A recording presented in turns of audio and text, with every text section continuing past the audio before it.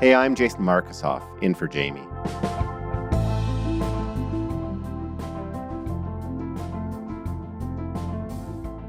In December 2024, Bashar al-Assad and his family fled Syria.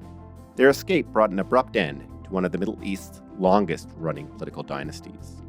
The Assad family had ruled Syria for more than half a century, and for the previous 13 years had waged a devastating civil war against their own citizens, one that killed hundreds of thousands of Syrians, displaced millions more, and reduced entire cities to rubble. By the leader's side through it all was his wife, Asma al-Assad, a British banker from West London who, for a while, was held up as the glamorous face of a modern Syria. Her complicity in her husband's regime is the subject of a new podcast by The Observer. Its host, Chloe Hadjimatheou, is my guest today.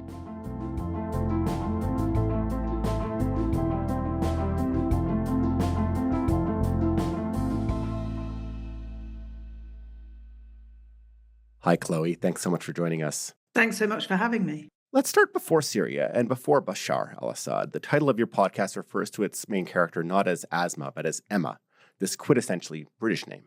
So why don't we begin with who Emma Akras was and her childhood in London?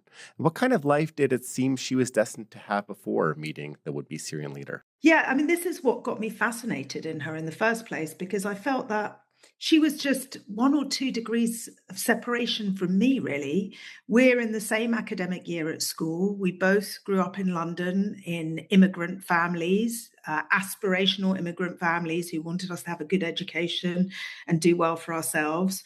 I became a journalist. She married a dictator. It's quite strange, but she called herself Emma in those days. And she didn't look to anybody on the outside like a girl that had been raised in a Syrian family. She was very westernized. She's got pale skin and light brown hair, and with a name like Emma, which is so quintessentially English, nobody would have guessed her background. She played tennis on weekends. She liked designer clothing, and she went to a good university in London and went on to enter the investment banking world, which is quite competitive, I would say. She did extremely well, and very quickly she was one of the front-facing staff, quite unusually for her age and her level. But having spoken to several people who worked with her, her managers, at the investment bank where she worked in London, they had some interesting stories to tell. One of them described how she turned up at a meeting with some important clients and claimed that her laptop wasn't working. He believes she was covering up for the fact that she hadn't prepared for the meeting at all. She hadn't done the work she was supposed to do because it seems that Bashar al-Assad had come into town and she had abandoned her work to hang out with him. The couple had first been introduced by Asma's mother when Asma was a teenager. Her mother worked at the Syrian embassy in London, and it seems that when she realized that the president's son, who was not in line for the presidency at that point, he had an older brother who was going to be president of Syria when their father died, not Bashar. Bashar had studied medicine and decided to go into ophthalmology, and he'd come to London to further his studies, and Asma's mother orchestrated a meeting. But then the older brother, Basil, died in a car accident. I felt like I'd been struck by lightning, said one Syrian, after receiving the news that Bashar al-Assad had been killed. Basil was an army major and head of the presidential security body in Syria. And Bashar al-Assad, who was a very unlikely character for president, suddenly got called back to Syria to prepare for the presidency. His older brother was this tough, macho Syrian guy. Bashar he's such an unlikely president. He really just didn't seem to fit the bill at all. He doesn't look the part. He's tall and weedy and chinless and has this kind of very soft voice, not at all the macho image of his elder brother and his father, but he ended up becoming the president of Syria in 2000 when his father died. And within months, suddenly, Asma was by his side as his wife, as the new first lady of Syria. Is it your sense that her attraction to him was, because you don't portray him as a very attractive figure. Was the lure for her power? I mean, she was already working on her own career trajectory as this banker you talk about. Yeah, I don't know. So her school friend says that she feels that there was some attraction. It must have definitely been exciting. I think right from the get-go when they began courting, which was much later when Bashar realized he would need a wife if he was going to be president.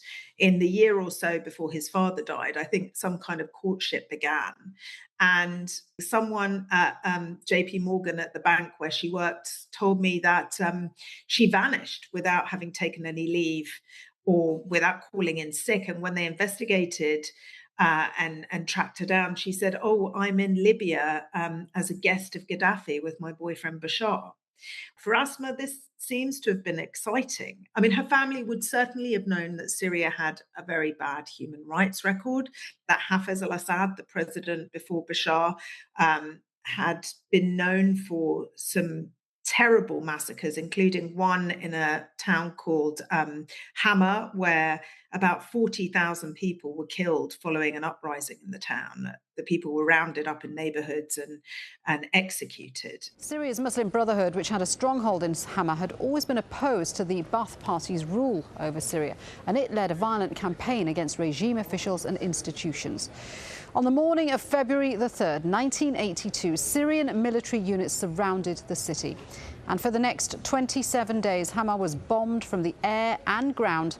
Much of the city was destroyed. It has gone down in Syrian memory as one of the biggest atrocities in the country's history. So Asma must have known the family she was marrying into, but I suspect, like most young people starting a marriage, she may have thought, my husband's not perfect, but, I can change him. And maybe I can change Syria too.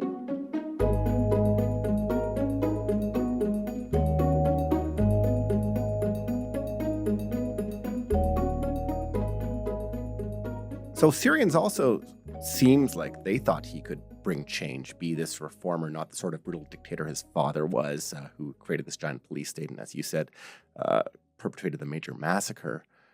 But then Bashar also becomes this violent leader who would go on to be accused of using chemical weapons against his own people. Before we delve a bit more into Asma, how do you make sense of her husband's transformation into this authoritarian leader?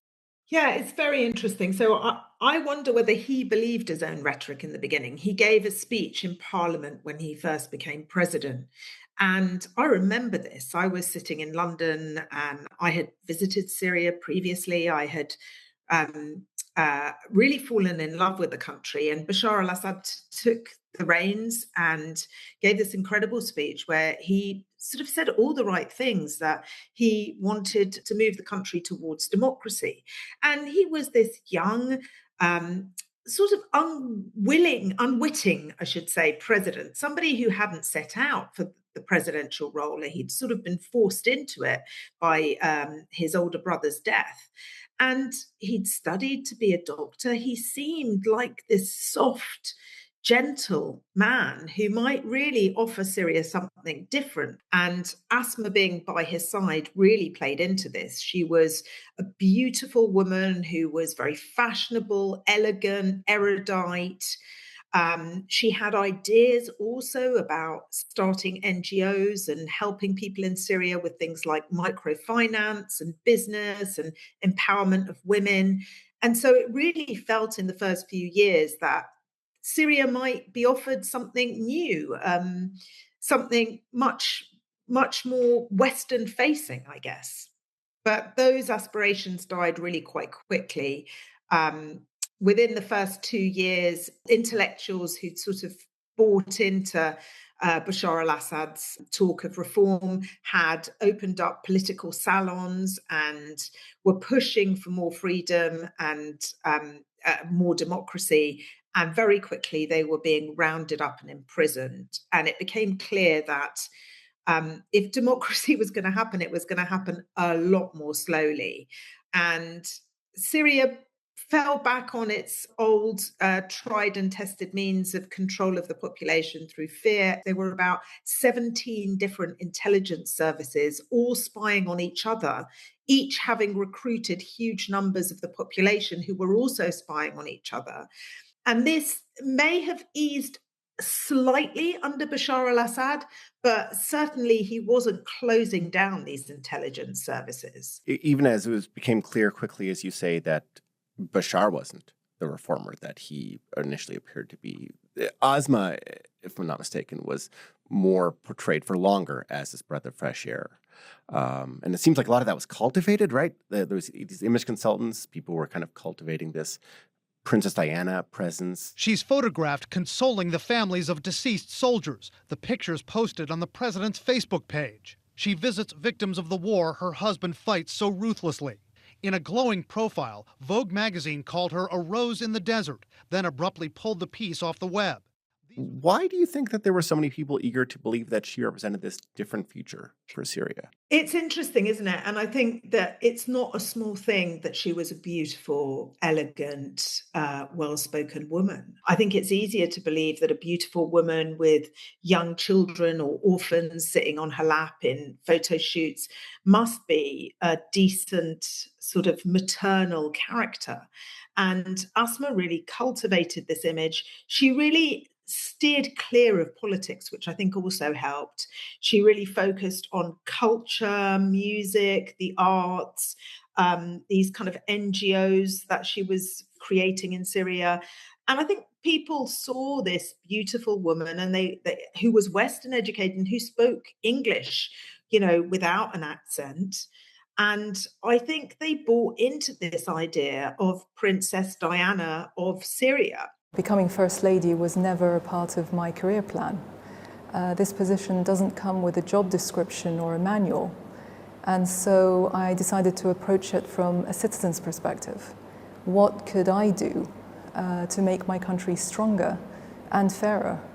And from the very beginning, I was drawn to helping empower people that work very... And of course, Princess Diana was on the screen when me and Asma were young girls growing up in England. Britain and the rest of the world were obsessed with this kind of really sad, mournful British princess. And I think Asma, it's no coincidence, really, that she cultivated this image. She did hire PR consultants, very expensive firms, top of the range. I spoke to somebody who was dealing with her particular file at one of these PR agencies. And they managed this amazing coup, as it was for them, to get a big feature in Vogue magazine. Asma had this double-page spread with a photograph of her standing at the top of a mountain overlooking Damascus, the capital, with her windswept hair looking absolutely beautiful. And the Vogue reporter had gone in, I have to say, without having done much preparation and not having put much thought into the human rights record in Syria, and painted this portrait of a very young modern couple who ran their family on, and I quote, wildly democratic principles, as they sort of sat around the dinner table eating fondue. And talked about sending their children to Montessori schools. And, it ticked all the right boxes. And Asma must have been absolutely delighted by this. But unfortunately for Vogue, just days after this was published, the Arab Spring hit Syria, and protesters were out on the streets calling for democracy and asking for more rights. The Syrian government declared today the situation is completely calm in all parts of the country. But amateur video posted on YouTube and elsewhere told a very different story. They are calling it the Aleppo volcano in Syria's second largest city. Protesters are determined to bring down the regime. So-called Day of Dignity demonstrations were held across the country on Friday. Hundreds of thousands of people turned out on both sides, including in the capital Damascus, where pro- and anti-government supporters clashed in the Old Town. They promised Friday was going to be big. It turned out to be huge. This is Banyas on the northeastern coast, all calling for the regime to fall. And their protests were met with unbelievable brutality. People were being rounded up and imprisoned in their thousands. Hundreds were being shot in the streets. For the past week, Daraa has been burying their dead. Demonstrators killed while clashing with security forces. Dozens are believed to have died. People here say at least 150, far higher than the figure of 37 provided by the state. The UN says at least 5,000 lives have been lost in Syria since the protest movement began. Look at the sniper on the roof, says the man filming this footage. He's shooting. The day began with Syrian forces opening fire. The protesters have no choice, they simply scatter. And suddenly this Vogue article looked really tasteless. And Anna Wintour, the editor of Vogue, spent an enormous amount of money getting every single copy she could off the streets. And it was not available online for a very long time. A few people had photographed it and were uploading it, but it's still quite hard to read if you want to get hold of it.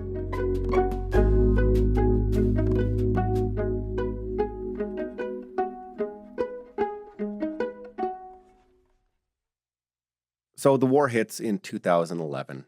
She's been in power for a decade. Do you think that she changed once the war took hold? I think she probably began changing before then. There are several moments in the podcast where I spoke to people who worked in her office at her NGOs. And I described these two Syrias, which I saw for myself. You know, I went out there in 2006 and I remember walking around Damascus.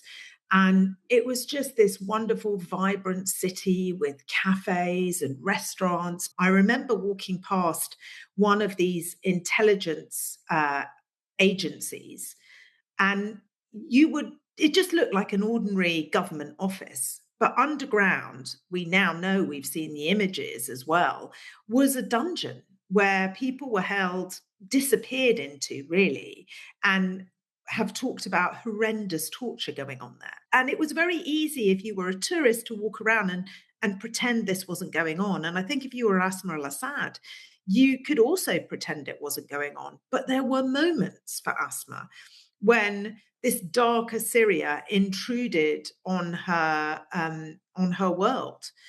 People came forward and talked about people being tortured. And this kind of thing would encroach on her world. And so I think at some point she had to make a decision when these things were coming to her attention, what she would do. And she chose to believe that these were individual cases, bad eggs in the system, and not a systemic problem. And I spoke to one of her colleagues who also said that at some point, if you're First Lady in Syria, you can't any longer see the truth of what's going on in the street. You can't see how people are living. You can't see the corruption and the fear and the paranoia, because wherever you arrive, things are pre-prepared for you. Whether or not you want it, it's not something within your power. In a system like Syria, people behave as they believe they're supposed to behave because there is so much fear. And so everything was sanitized for her constantly. I have several instances in the podcast where I've spoken to people who approached her in the early months of the Arab Spring in Syria, where people were being shot in the street. These were peaceful protesters. This was way before this descended into a civil war, before these protesters had any weapons. And some of them were actually people who had worked for her in the past. I tell the story of one woman, Rima Dali, who just stood in the street in absolute frustration, holding a sign calling for peace. And she was arrested and disappeared into one of Syria's dungeons. And her colleagues were terrified for her. And this was a moment where Asma could have potentially intervened, but she made it very, very clear to her employees really early on, you can have your opinion. I don't want it brought in the office, and I am not going to intervene on your behalf. There was a moment where she seems to have been offered safe passage out of Syria. In 2012, by this point, the civil war has really started taking hold. Tens of thousands of people have been arrested. The prisons are overflowing with people. People are being executed in huge numbers. These are protesters. They've begun taking up arms against the state. And in the midst of all of this horror, which, the West is starting to see on their TV screens and pay attention to, suddenly we get an insight into what Asma al-Assad has been up to behind closed doors. There are these unguarded moments that we get a glimpse of through her emails. The London-based Guardian newspaper says it has obtained more than 3,000 documents believed to be emails sent and received by Bashar al-Assad and his wife Asma. It seems that someone in Bashar al-Assad's office had managed to hack the emails of Bashar and Asma and published their emails. And we see that Asma was shopping. She was buying chandeliers, designer shoes, designer furniture, a Ming vase. Between June and September of 2011, Assad's wife bought thousands of dollars worth of luxury goods, including a $4,000 vase from Harrods in London and a $9,800 handmade table. On February 5th, Assad emailed his wife a love song the same day he launched a brutal assault on Homs. So there's this kind of real Marie Antoinette moment where the country is up in flames and Asma is sort of sending messages to her friends in the West, describing what color gems she wants in handmade French jewelry. In the end, one of the central questions of your series seems to be whether she was this woman trapped in this authoritarian system, like a complicated victim, or somebody who was complicit in what the Assad government was doing. Where do you come down on that? So I think there is a possibility that she wavered at certain points. I know that at one point I was told by a journalist who was very close to the regime. In fact, he was at school or at university, I should say, with Bashar al-Assad and was for a short time his advisor before he fell out of favor with the regime. And he is still very well connected. And he said that in 2012, soon after those emails were leaked, Asma did try and leave the country. And when I heard this, I had this moment of thinking, oh my God, maybe things got so bad that she just thought, I can't stand this anymore. This is too much. But then I was told that the reason that she wanted to leave was because it became clear to her that her husband was having extramarital affairs. And she was furious about this. He had been sleeping with the wives of other top officials within the regime, and she felt humiliated. And she tried to leave, but she was not allowed to go. I think he said she got as far as the runway, and the pilot said he didn't have the authority to take off. And so if Asma did try and leave because she was so angry about the affairs, what I heard was that the deal that was then struck was that Bashar would do what he was going to do, have the affairs he was going to have. But in return for Asma's humiliation, he would agree that she could have more freedom within the economy and within the business world in Syria to do as she liked. It's important to sort of look at this through the context of Middle Eastern dictators' wives. We don't know any other Middle Eastern dictators' wives. At least I don't. I don't remember who Gaddafi's wife was, or Saddam Hussein's wife, or any of these top dictators. You don't know their wives because these were women who essentially stayed within the home. They were not public figures. And Asma was very, very different right from the outset. So if she had wanted to leave at some point, and if she had had twinges to her moral compass as the war got worse and worse, it seems that at some point her attention was drawn elsewhere, and she had, let's say, she was compensated in other ways. And it seems that by 2020, she was certainly considered to be one of the top people in the regime controlling Syria, largely in control of the economy in Syria, but also bankrolling the war, bankrolling the regime, and bankrolling her family.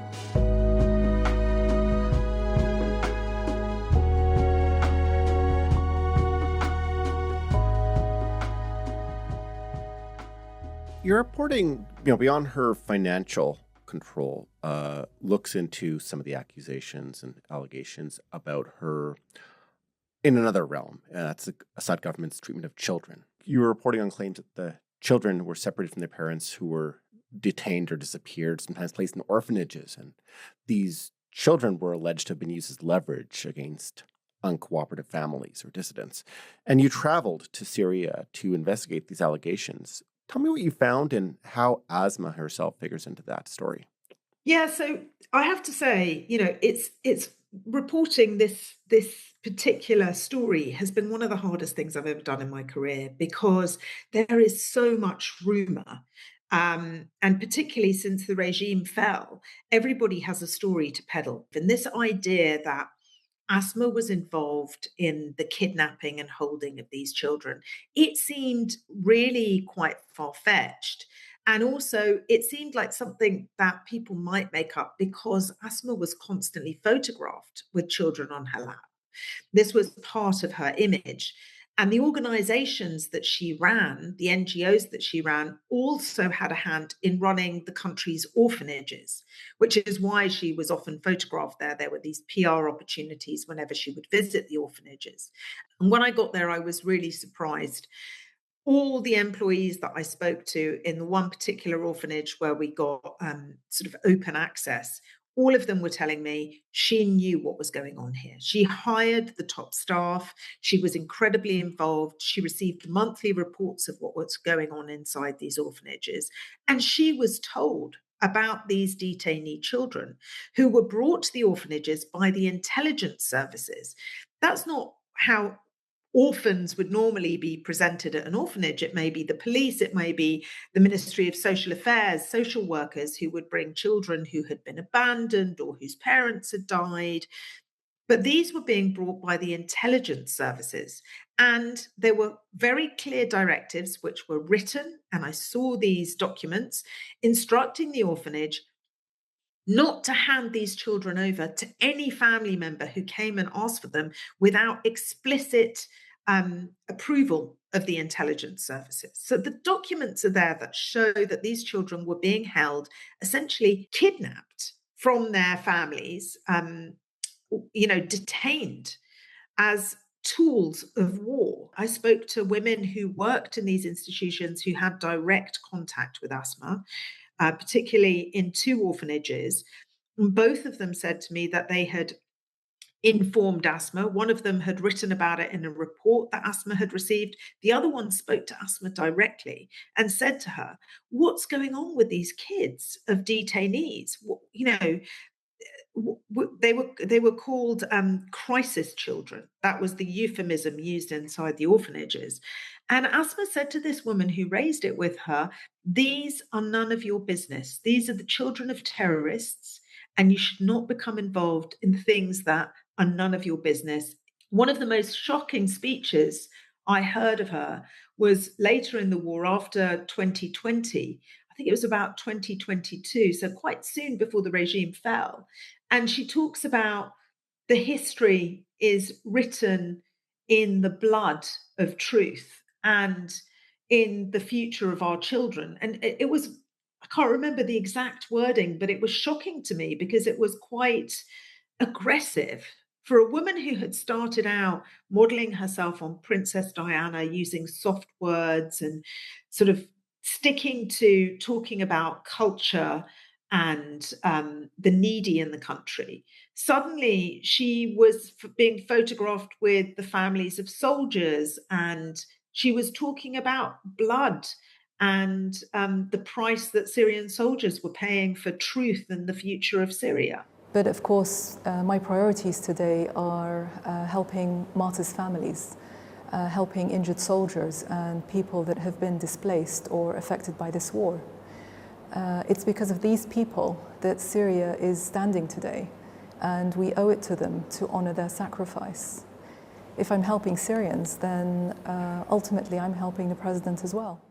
So it seems to me that by the time that the Assad regime was starting to crumble, or, maybe we shouldn't say starting to crumble, because not many people saw it coming when the regime did eventually fall. But by 2020, 2022, when the world had essentially decided that Bashar al-Assad had won the war for all intents and purposes, he still only controlled about 65% of the country, but the front lines were frozen.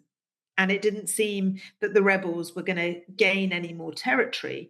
The world began to open up again. The UN was photographed in Syria having tea, UN officials having tea with Asma al-Assad. Bashar was readmitted into the Arab League and was able to visit countries like Saudi Arabia and have the red carpet rolled out for him. There he is, labeled by so many a monster, in a brutal civil war that's left nearly 500,000 dead, many millions displaced. Syrian President Bashar al-Assad now welcomed back to the Arab League with open arms and 2 kisses from Saudi Crown Prince Mohammed bin Salman. The Arab world can now reposition itself, he said, in a world of Western dominance that lacks principles, manners, friends, and partners. It seemed like the Assads were going nowhere.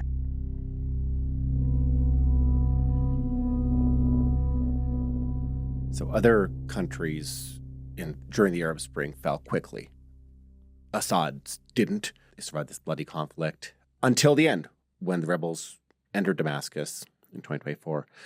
And you tell the story about how he and Asma quietly fled the country under Russian protection after reportedly assuring many around them that help was still on the way.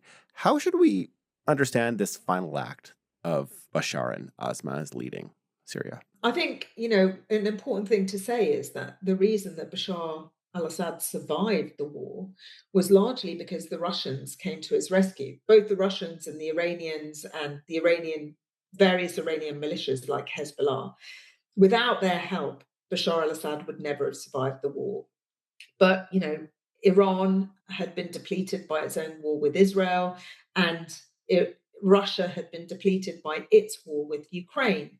And so when the final act came and when the rebels began pushing down in this surprise attack from the north, Assad's troops and the Syrian military had been weakened from years of terrible salaries and hunger. The Syrian economy had been shot. It was all over the place. There hadn't been any proper business coming into Syria or money coming into Syria for years and years, and the war had cost them greatly. And so the Syrian military put down their weapons and abandoned their posts, and Bashar was still hopeful that the Russians would come to his rescue. But it seems Russia had really tired of Bashar al-Assad because they had won the war for him, but he wasn't prepared to sort of win the peace. He had bankrolled a lot of his final years through a drugs trade, an amphetamines trade and business that he had built in Syria that was affecting neighboring countries. And they were really, it seems the Russians were really sick of him. And one of the most interesting things I learned was that there was a list that was drawn up by the Russians in which they were thinking of alternatives for Assad as a new leader for Syria, a new president. And on that list was Asma al-Assad. And so I wonder whether when they offered safe passage for Bashar and Asma in Moscow, when they did eventually escape, whether Asma had a hand in that, whether it was the fact that they liked Asma much more than Bashar that meant that they opened their door for the Assads. So a year and a half later, can you update us on what the Assad family is up to today? They're mostly in quiet exile in Russia? They are in exile in Russia, where they have a lot of property. Their children speak fluent Russian, and at least 2 of their 3 children attended university there.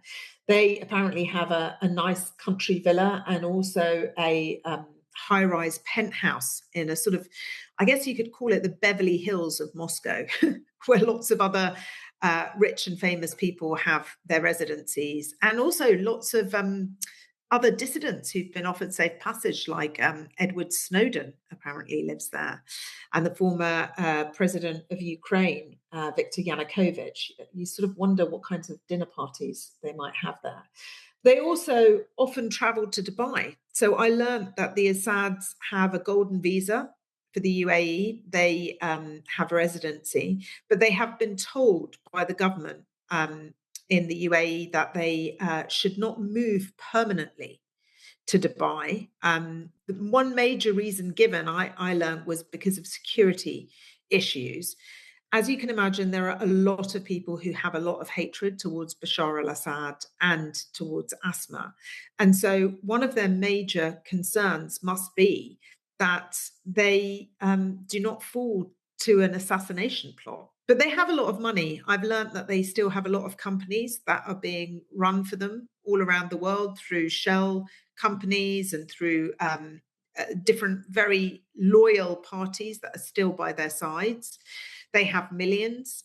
Their youngest son has business interests in China. He speaks fluent Mandarin, and apparently his mum has taken an interest in helping him with that. So they travel to Dubai. Bashar has been there at least twice. Asma goes there regularly. Her brother, her mother, her 3 children all live over there. I think they're okay. I think they have a pretty decent life. Chloe, thank you so much for taking the time to talk to us. You are very welcome.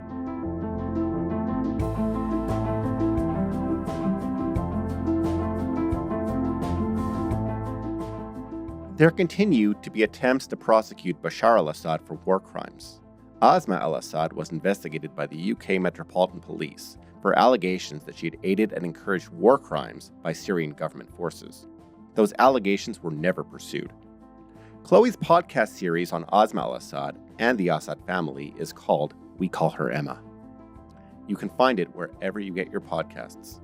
That's all for today. I'm Jason Markosoff. Thanks for listening to Front Burner.